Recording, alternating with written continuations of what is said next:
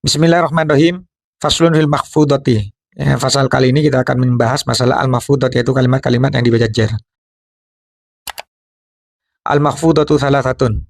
Kalimat-kalimat yang dibaca jar itu ada tiga macam. Yang pertama, al-awalu al-mahfudu biharfil jarri. Al-mahfudu biharfi min hurufil jarri. Yang pertama itu kalimat-kalimat yang dibaca jar oleh kalimat huruf dari beberapa kalimat huruf. Maksudnya kalimat huruf jar.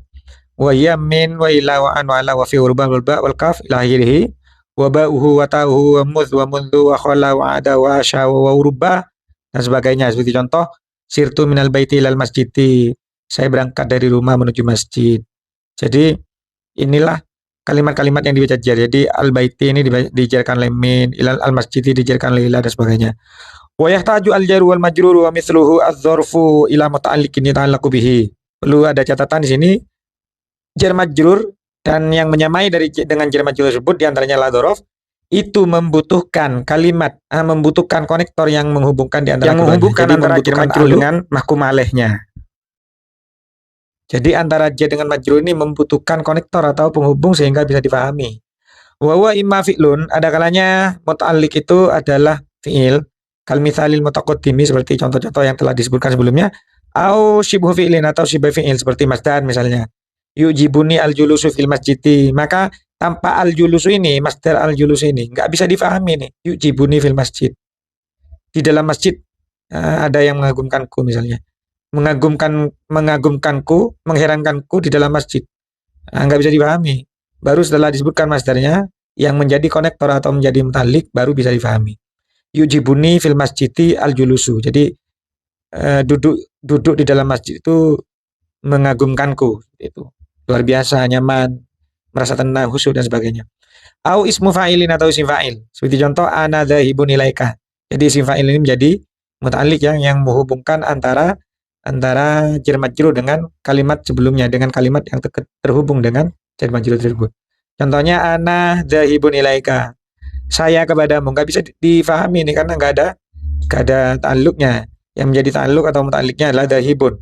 Ana dzahibun ilaika, saya pergi atau berangkat kepadamu, menuju kepadamu.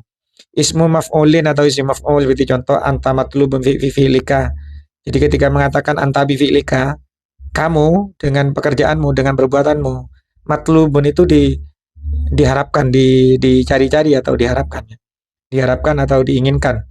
Au sifatu musabbihatin atau sifat musabbihat seperti contoh hasuna fi kulli ainin man tawaddu, dia bagus atau baik di matanya tiap-tiap orang yang mencintai misalnya. Au ismu taftilin atau ta'alluqnya berupa asmaul taftil misalnya, seperti contoh Zaidun ahsanu min amrin, Zaid ini lebih baik dari Umar. Maka ketika jar majrur dengan kalimat yang dimasuki tanpa adanya ta'alluq ini nggak bisa dipahami. Karena ta'alluq itu yang paling penting ya, yang paling urgent atau yang paling primer dari susunan jar majrur. Karena yang kunci jar majrur itu bisa dipahami. Contohnya Zaidun min ahsanu min amrin. Ketika ahsanu ini enggak disebutkan maka tidak akan bisa dipahami. Zaid dari Umar atau Zaid ibnun min amrin atau ahsanu min amrin sebagainya. Ketika ahsanu enggak disebutkan maka tidak bisa dipahami, susah dipahami. Makanya ahsanu ini, ismu tafdil ini termasuk bagian dari ta'alluq atau muta'alliq dari jar majrur. Wa yaktafi bi ra'yatil fi'li atau muta'alliqnya cukup dengan aroma fi'il saja, nggak ada fi'ilnya tapi seolah-olah ada fi'ilnya. Seperti contoh asadun alayya wa fil hurubi wa fil harubi na'amah, kamu seperti singa padaku, maksudnya kamu padaku itu berani ya, seperti singa, keras, merasa hebat ketika dibandingkan padaku. Kamu padaku seperti singa.